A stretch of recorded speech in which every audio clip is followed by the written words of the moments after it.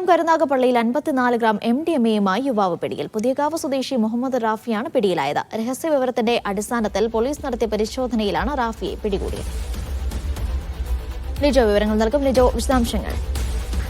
അനീഷ, കൊല്ലം city police രഹസ്യവിവരം ലഭിച്ചിട്ടുണ്ടായിരുന്നു. ഇതിന്റെ അടിസ്ഥാനത്തിൽ കൊല്ലം city dance of ടീമും കരുനാഗപ്പള്ളി പോലീസും ചേർന്നായിരുന്നു പരിശോധന നടത്തിയത്. ഇന്ന് വെളുപ്പിന് 4 മണിയോടുകൂടെയാണ് കരുനാഗപ്പള്ളി പുതിയകാവിന് സമീപമുള്ള ഈ പ്രതിയുടെ വീട്ടിന് സമീപത്ത് പരിശോധന നടത്തിയത്. അവിടെ നിന്നും മുഹമ്മദ് റാഫിയെ പിടികൂടിയത്. ഇയാളുടെ കൈവശം നിന്ന് 54.32 ഗ്രാം MDMA-യും അടുത്താൻ ഉപയോഗിച്ച ആഡംബര വാഹനവും പിടിച്ചെടുത്തിട്ടുണ്ടായിരുന്നു. കരുനാഗപ്പള്ളി കേന്ദ്രീകരിച്ച് ഇയാൾ ഒരു മൊബൈൽ ഷോപ്പ് നടത്തുന്നുണ്ട്. മൂന്നാമൂട് എന്ന സ്ഥലത്താണ് നടത്തുന്നത്.